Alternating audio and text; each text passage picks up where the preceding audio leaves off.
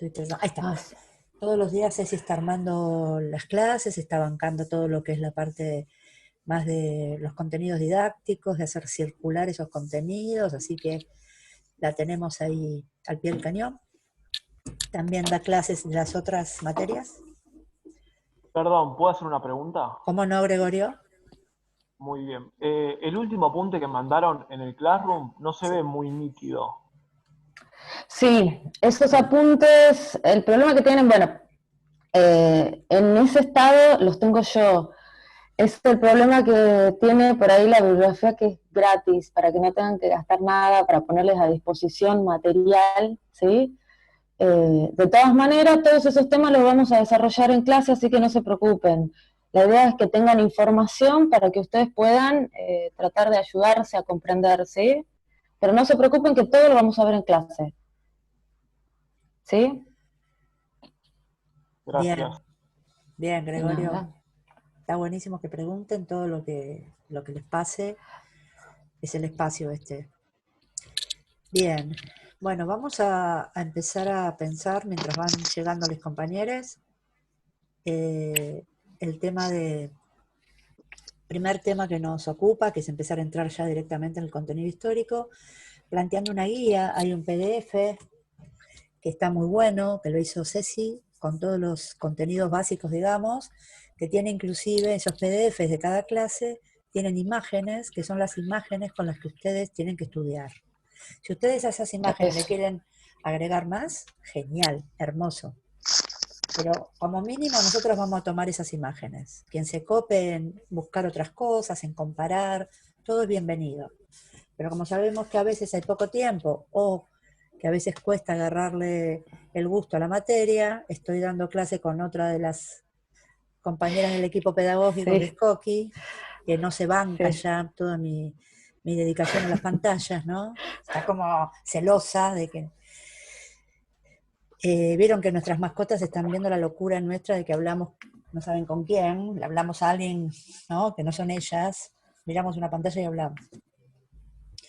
Entonces, cualquier duda que tengan de los PDF, nos escriben.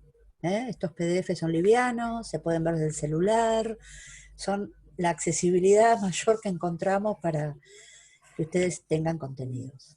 ¿Querés decir algo, Ceci, que te veo ahí? Sí, sí, una cosita más, porque claro, ellos todavía no conocen cómo vamos a trabajar. Pero bueno, nosotros principalmente vieron que hay un PDF que es en base a PowerPoint. Ese es el material principal de la clase. Sobre ese material vamos a ir trabajando, desarrollando la clase, y el resto que yo les vaya publicando es para complementar esa información, para que a ustedes les sirva entender si les queda alguna duda. No solo les voy a dar lecturas, sino les voy a publicar algún video que yo confirme que tenga información verídica. Entonces les voy a publicar un videíto que también les puede agregar o los va a ir ayudando, orientando, ¿sí? Pero en sí, el material más importante y el material que define los temas de clase son los PDF de los PowerPoint, ¿sí? Con los que vamos a trabajar hoy. Ya se van a ir familiarizando con la forma de trabajo que vamos a tener. Bien, buenísimo, Ceci, gracias.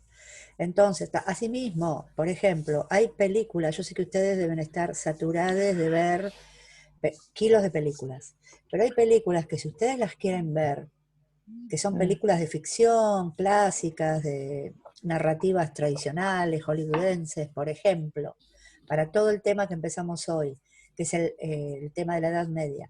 Si quieren mirar, o ya la vieron, El nombre de la rosa, es una película Es ideal. libre en YouTube, tranquilamente, la pueden mirar, ¿sí? El nombre de la rosa es una película que les va a encantar, que tiene punchy, o leer el libro, si ya lo leyeron, que es casi un bestseller, muy fácil de leer, pero al mismo tiempo tiene mucho contenido que nos sirve a nosotros, porque una de las ideas que vamos a plantear en la cátedra es que la Edad Media fue cualquier cosa menos media y oscura. Fue una edad con mucho rock and roll, con mucha riqueza, con mucha movida cultural, con mucho pensamiento, para nada aburrida, todo lo contrario. Entonces hay ciertas, como estas películas, inclusive, miren, yo no lo dije, aunque quede grabado, Está la serie Vikingos, ¿no? Que esa es una serie que es muy hollywoodense. Es una mirada del vikingo muy este, esplendorosa, ¿no? Y marketinera. Pero si quieren ver un poquito de vikingos para entender también cómo era el ritmo de vida de la Edad Media con la amenaza bárbara todo el tiempo, porque como no había recursos, no había reglas, no había Estado, no había un montón de cosas de la modernidad, la cuestión era, bueno, no tengo para comer, voy y saqueo donde hay, ¿sí?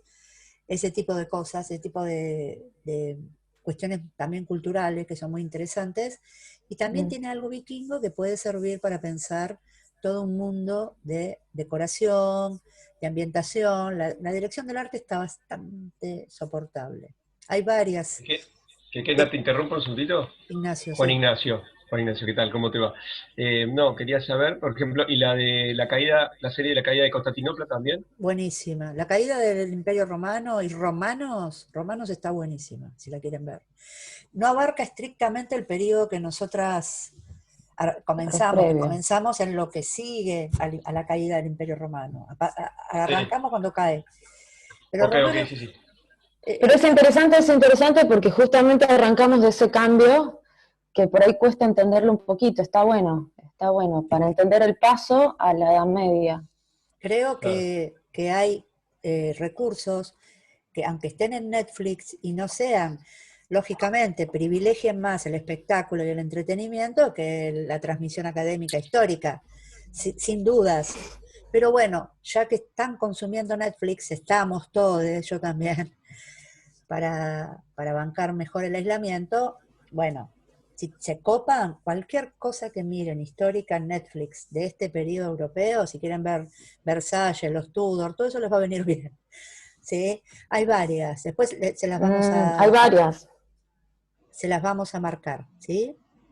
Bien, bueno, yo voy a compartirles el PDF porque ya entró la mayor cantidad de gente, ¿sí?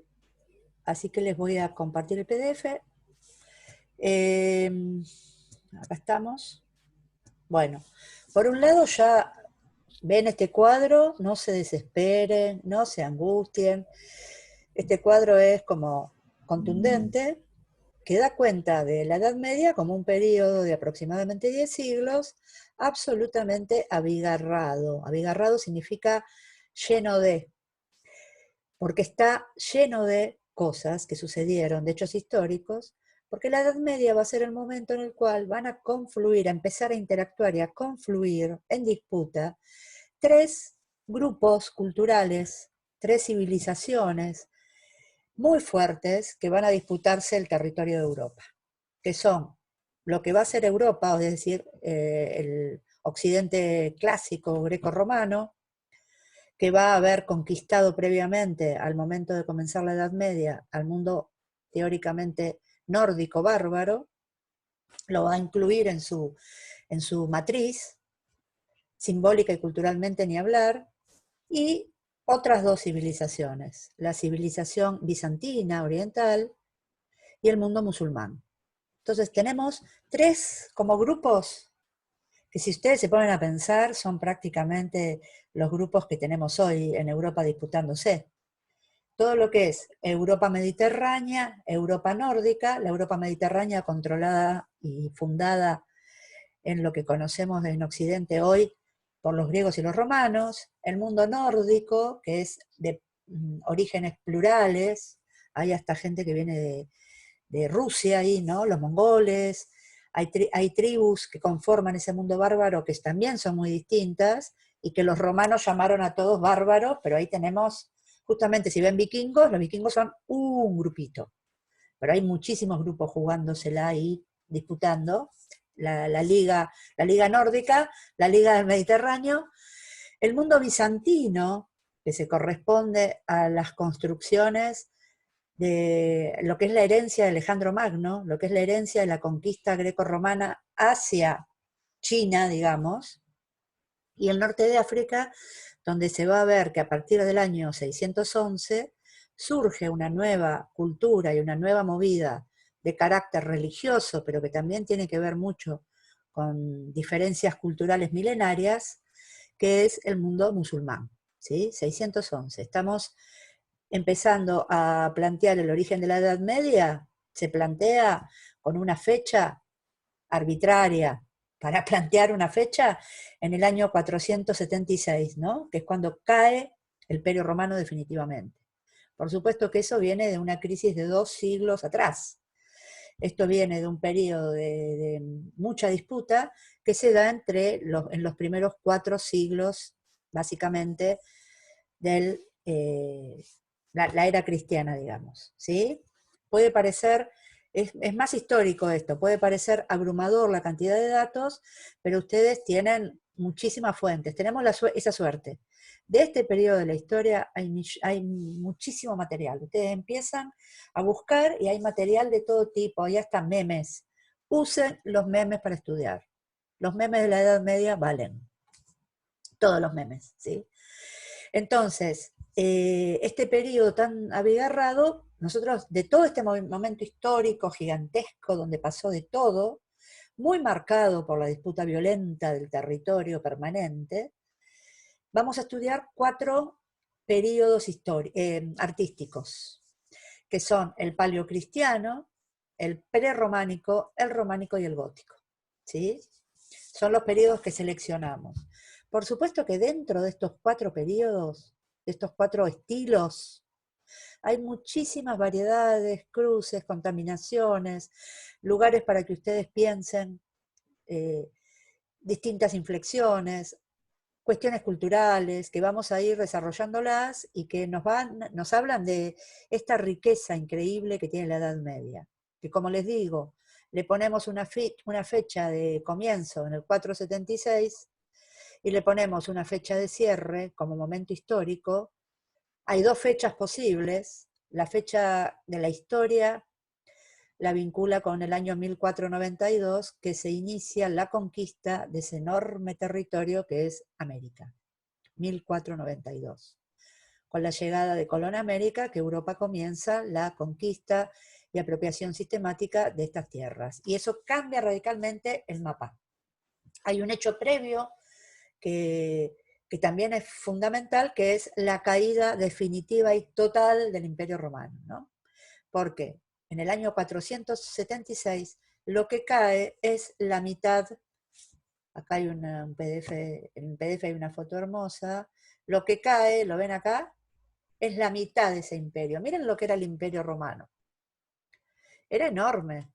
Los romanos son, en la historia todavía hoy, el mayor esfuerzo e intento por una conquista territorial de Occidente, por lo menos, ¿no?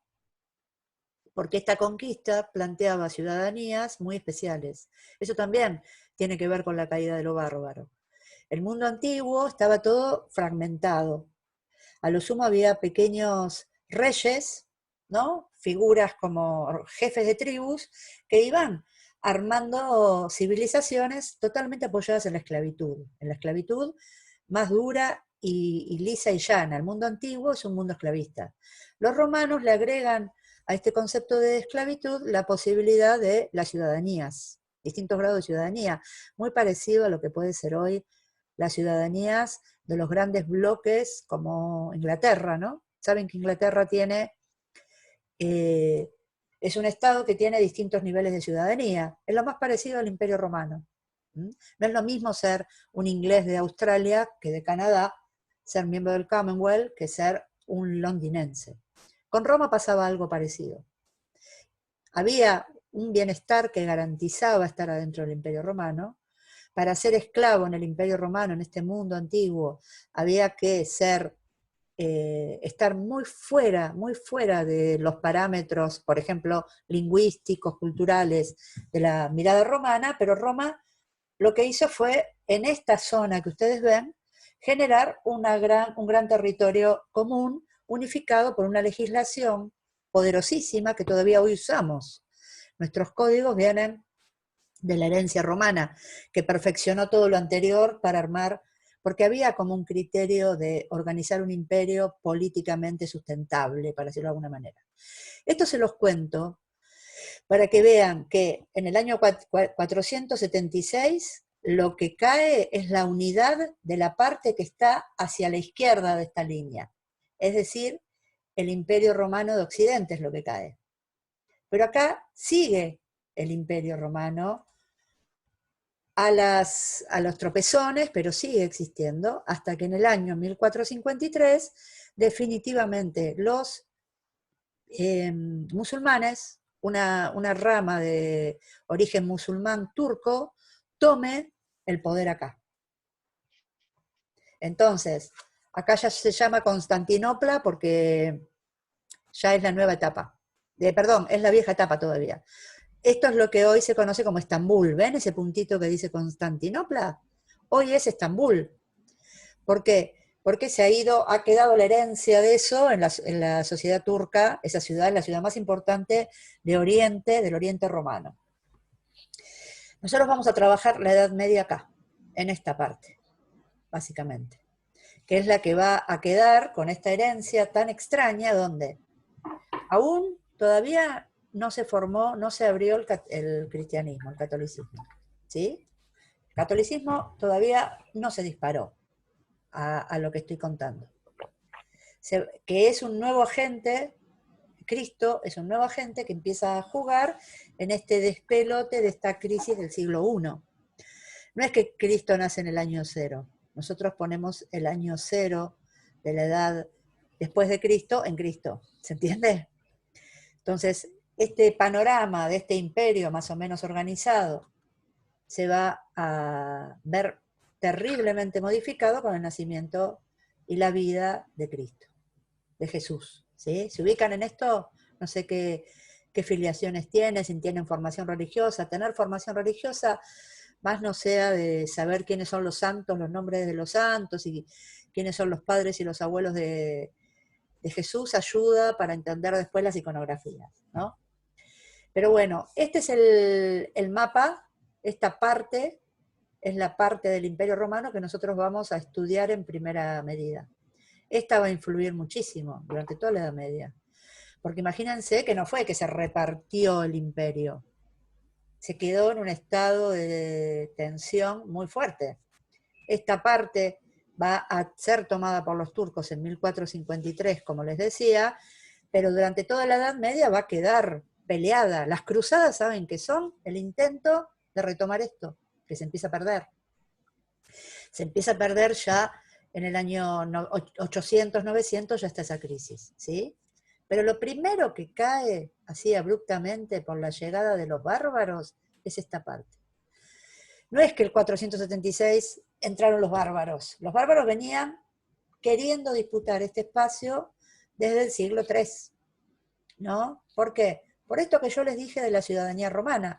Los romanos inventaron una posibilidad de bienestar, generaron una sociedad muy ordenada, y el tema de los bárbaros era que todos los bárbaros querían ser romanos. En los límites inmediatos de la ciudad de Roma había mucha romanidad, es decir, los bárbaros fueron siendo incorporados. Los demás fueron como colonias que se iban manteniendo bajo el poder romano a medida que nos alejábamos de Roma, que eran muy bien administradas y donde había continuas sublevaciones. Esto sucede durante el Imperio Romano. Seguro leyeron o conocen Asterix. Asterix, en la ficción, es la única aldea bárbara que no es romana, porque tiene a Obelix, que se cayó en la poción mágica, ¿no? Entonces es tan fuerte que cuando vienen los romanos los trompea a todos, se los saca de encima, los hace volar por el aire, y los romanos vuelven con la cola entre las patas. Es una profunda sátira de Europa, ¿no? Que hacen estos dibujantes belgas, creo que son belgas o franceses, uno de ellos murió hace poquito, que reflexionan sobre esta cuestión de hay algo que es irreductible al poder occidental romano, ¿no? Entonces, ahí lo tienen. Si quieren ver una aldea bárbara, hermosa, es la vida de Asterix y Obelix en esa aldeíta del norte de Francia. De los galos. Los galos, exactamente. Los galos fueron de todos los pueblos de toda esa superposición y de lucha interna, porque los bárbaros no son unificados, son un montón de tribus de distintos orígenes, muchos de ellos tienen idiomas diferentes. muchos de ellos tienen pautas culturales diferentes, pero Roma unifica toda esa diferencia en bárbaro. Esto está heredado hoy, ¿no? Occidente unifica Oriente, y Oriente también para nosotros es Oriente, y es una bolsa de datos Oriente, entre China, India, las islas malayas que tienen otro origen, Irán, el pueblo de Israel, miren toda la bolsa de datos de culturas, orígenes, cosmovisiones, que es Oriente. Bueno, esto es lo mismo, está Roma y el resto es bárbaro. Que bárbaro significa básicamente que no es de Roma. Estos distintos pueblos van pugnando por entrar, y finalmente la propia decadencia de la cultura romana y el surgimiento del cristianismo le pegan el golpe final. ¿Sí? Hay otra película, está Gladiador también. Si quieren ver Gladiador, es muy violenta, tiene así como un punchy muy violento, pero también está bueno para ver estos últimos años del Imperio Romano. ¿Sí? Bien, el hecho del cristianismo, como les decíamos, implica un nuevo jugador fundamental, que es el jugador de una religión que se extiende rápidamente, que es muy potente y que se apoya, todo lo contrario a las religiones de otro tipo, en un concepto de esperanza en el futuro, ¿sí? Que hay un más allá, donde vamos a ser felices, aunque la pasemos mal acá, y hay una pedagogía del amor, si me permiten decirlo así, sobre todo en el primer cristianismo, que es muy fuerte y que rápidamente gana adeptos. Porque en un mundo súper violento, que venga alguien a decirte, no, mirá, acá hay un Dios que te quiere, que te contiene, la regla es el amor, la regla es sentarse, vivir en comunidad, ¿no? Toda la utopía del primer cristianismo, que es maravillosa, que le dota a ese mundo violento, irracional, incomprensible, de muchas lenguas, de muchas culturas, dota de un lenguaje común, que es el lenguaje amoroso comunitario, es crear una comunidad dentro de otra. Si ustedes analizan cómo se expande el cristianismo, en la vía de expansión del cristianismo tan rápida, tiene que ver con dos estrategias. Una es la carta, ¿no? Mandarle cartas a todo el mundo. Hoy sería la propaganda política. Y la otra es en la organización de comunidades, ¿no? Esta manera que nosotros la recontra tenemos hoy también en Occidente de juntarnos, hace que, no importa la distancia, el cristianismo se expanda rápidamente. Estoy admitiendo gente, ¿eh? Entonces, este primer cristianismo va a ser combatido por los emperadores romanos. El principal combatidor, no sé si está acá, el principal combatidor, que quedó en la historia como el persecutor de los cristianos, es Diocleciano. Entonces va a pasar la historia de una historia absolutamente persecutoria del cristianismo, que va a generar que los cristianos escondan para poder practicar el culto. Obviamente que el culto va a llegar rápidamente a Roma, si bien se genera en esta zona, ¿ven? Esta zona que marco acá con el cursor, por acá está Judea, se origina acá, pero rápidamente va a entrar hacia acá y por acá, y va a tomar Italia, más que nada. Ahí Diocleciano va a ser el mayor persecutor, los va a torturar, lo que se conoce como martirio, no se habla de tortura dentro del lenguaje cristiano, pero se habla de martirio, ¿no? Pero va a ser eso, van a tener todas esas muertes violentas, ejemplificadoras, con las que el Imperio Romano busca ejemplificar que no puede haber alguien más importante que ellos, y con eso va a hacer que el cristianismo viva bajo tumba, ¿no? Que viva bajo tierra, que son las catacumbas. Me está marcando que ya nos estamos yendo. Bueno, este paso de Diocleciano, que estamos más o menos en el año 300, a la aceptación del emperador que va a venir más adelante, que es Constantino, que va a terminar decretando el cristianismo como religión, es lo que abarca el periodo paleocristiano. Todo esto, hasta la caída, es lo que abarca este periodo paleocristiano. Paleo significa antiguo, es el primer cristianismo. Entonces van a tener acá representaciones de ese periodo paleocristiano, las van a tener acá, ¿ven? Que tiene que ver con un arte que en su comienzo se expresa, una manera de representar esas creencias que se expresan bajo tierra, porque las catacumbas son el lugar donde los romanos no llegan, y que va a tener que ver con señalar con algún tipo de símbolo o representación esos lugares de martirio también, y lo que se va a desarrollar después plenamente, a ver quién está hablando, que es, sí, Ezequiel Casella, ¿no? Ezequiel quiere decir algo, contame por acá, por el chat, me están hablando.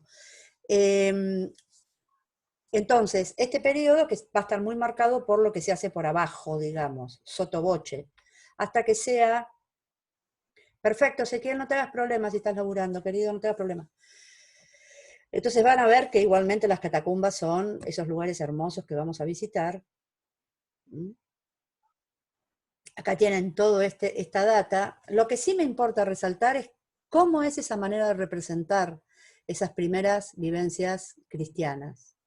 El prototipo de figura que van a tener va a ser una figura ligada, miren ¿no? Ligada a la figura de Apolo, porque estos cristianos primeros que van a empezar a representar el cuerpo, no van a tener el Cristo moderno de barba y ojos claros, van a tener la figura cercana a ellos, que es la figura del hombre oriental, de ese Oriente Medio, lo voy a decir duramente, hermosamente, una cara como tiene una cara más parecida a lo que es un judío, o lo que es un árabe del norte de África, ¿sí? O lo que es un griego, que son morochos los griegos, no son rubios de ojos celestes. Porque tiene que ver con el modo de representación de Apolo. Este Apolo que está acá, espero que se vea, acá lo ven, es un Apolo más parecido a lo que somos nosotros los criollos, digamos. Un Apolo morocho, moreno, de barba, tiene la típica manera de pararse de un Apolo griego, porque es lo que tienen esa manera de representar. ¿Sí? Esa es la imagen del buen pastor, que está apoyada en una figura griega clave, que es el moscóforo.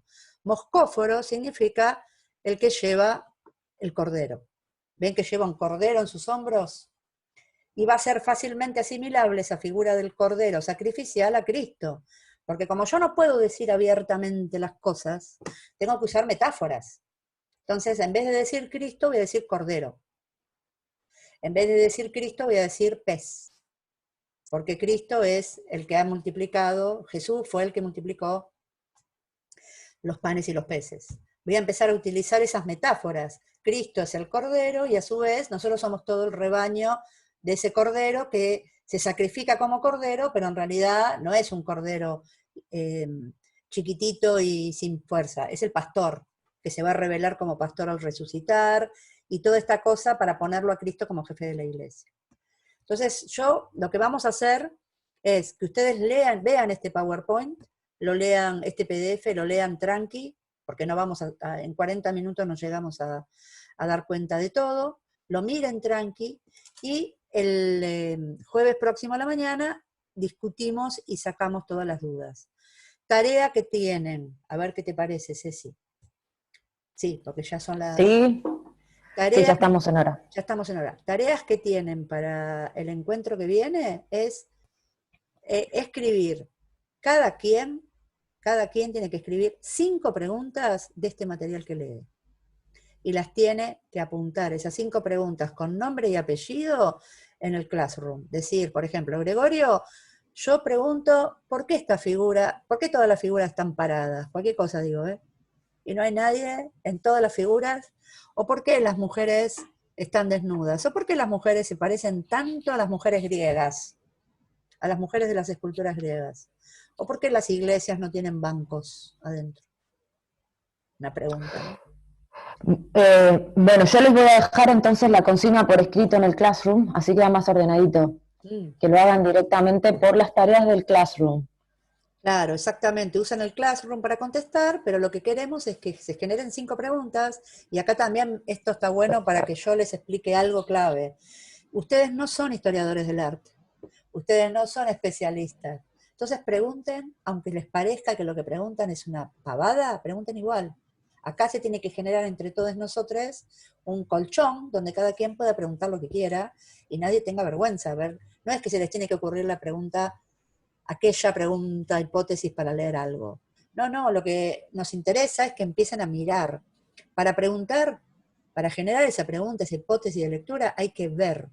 Miren las imágenes, busquen, fíjense, cuando miran una imagen, si tiene la fecha, miren la fecha. Piensen en qué fecha fue hecho eso. Miren cómo está compuesta. Miren si esa figura nos mira o no nos mira. Si tiene una expresión triste o alegre, si tiene una expresión lánguida. ¿Qué fondo tiene? ¿Cómo representa ese cuerpo? Si lo representa de manera realista, si lo representa de manera figurada, pero no es muy realista. Miren el material, si está hecho en piedra, en mármol, cómo está pintado. Investiguen y generen esas 5 preguntas. ¿Ok? Y yo puedo darles algo Sí. que busquen la definición de iconografía. Pero igual les voy a dejar yo les voy a pasar la consigna bien redactada por el Classroom, pero bueno, eso nada más, agregarle. Buenísimo, buenísimo. Ahí dejé de Porque compartir. es una palabra que vamos a utilizar muchísimo durante la cursada para que entiendan a qué nos referimos cuando decimos iconografía, ¿sí?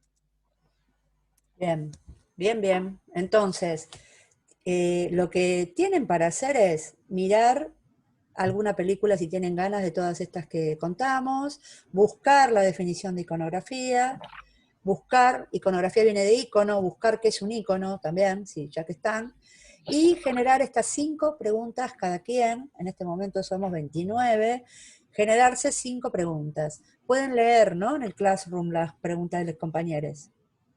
Sí. No, en realidad si lo mandan por las tareas de Classroom, no. Podemos abrir un foro en realidad para que hagan eso y todos lo vean. Eso es mejor. Hagámoslo por foro, porque está bueno que todos veamos y digamos, mira, yo me pregunto, no importa si se preguntan lo mismo. Claro. Reitero que acá la cuestión no es ser originales ni brillantes, porque eso no existe. Nadie, ni nosotras ni remotamente somos originales y brillantes. Pero sí que se planteen algo. Aldana me pide que repita las películas. El nombre de la rosa sería la película para comprender la Edad Media. Debe estar en YouTube libre, seguro, si ustedes se ponen a buscar, o en las plataformas. Acá escribo una plataforma que yo uso mucho para ver, que si no está ahí le pegan el palo, y de paso se miran todo, que se llama Mejor en VO.